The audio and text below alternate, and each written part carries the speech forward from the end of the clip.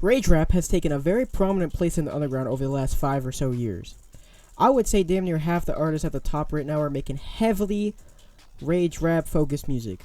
Artists like Osama-san, Che, Netspan, Too Slimy, Protect, Slayer, Glock 40 Spaz, and many more. The biggest push towards this wave, of course, was Whole Lotta Red. While this project didn't exactly feature many distortion tracks, its Rockstar Rage theme definitely pushed a lot of this kind of sound into the general direction of the underground. After being at the top of the underground for so long, it's time to ask that question. Is rage rap getting old? I find that as of lately, with recent projects dropping like Encore, Early Life Crisis, and Psychotic, I'm finding that more and more people are giving mixed reviews about these albums featuring highly distorted vocals and overwhelming rage beats. And I'll be honest, with like the last 3 or so albums of these top 3 artists, it just didn't hit for me. A lot of these tracks either blend together or they just all sound the same, and it's pretty much just the same stuff we've been hearing for years. Like, to me, Encore was just a Whole Lotta Red copy-paste, and on some of the songs, Che sounded exactly like Cardi. If I wanted to listen to that type of stuff, I would just go back and listen to Whole Lotta Red.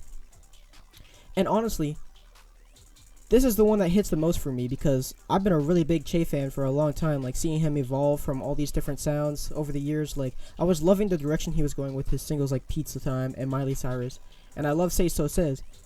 But once Rest in Bass dropped, a lot of the songs didn't really hit for me, but I didn't want to base my opinion on just that because I knew that not too long after he obviously was going to drop the deluxe, and I was hoping that he wouldn't continue the sound. And then Encore dropped, and he did exactly what I hoped he wouldn't. He not only continued the sound, but to me, like I said before, it sounds like he just made Whole Lotta Red, pretty much, with that album. That's all it sounded like to me. Like, a lot of the vocals and everything, the ad-libs, even the sound was just all strictly derived from Whole Lotta Red. Not even some of it didn't even sound like his own music. But from a lot of these artists, specifically Che, Osama-san, and Netspan, we have seen and heard music from them that doesn't sound as repetitive, whether it's old music on already released tracks in their discography or unreleased tracks. We know these guys can make other music. We know that, and I'm not talking about different genres, but we know that they can make music that isn't ear-piercing, speaker-breaking music. But I do wonder to myself, why are they all making the same music? Because they are all making the same music. Well, I've got one simple answer for you. Producers. A lot of the underground artists are using the same producers. And, why is that, you might be wondering? Well, it's because they all know each other. Whether it's from the industry or even before the music started, most of the people that you see producing a lot of these big songs from these artists are guys like Draco, Jensing, Legion, Rock, Gyro, OK, CXO, and Sky, and obviously many more. And they all work with each other to some capacity. Literally, go to Encore, go to Early Life Crisis, and go to Psychotic, and check all of their credits. They all use pretty much the same group of producers. And it's legit all the same people. While this is really good for building a strong community and a strong platform, you pretty much have the 3 biggest artists in the underground making damn near the same music. It's obviously going to get very oversaturated. They don't all sound exactly the same, but a lot of stuff that they make can easily blend together because you have everyone getting beats from the same producers. And mind you, it's not just Osama-san, Che, and Net getting these beats from these producers. Everyone can get these beats from these producers. And their work is sprinkled throughout all of the underground.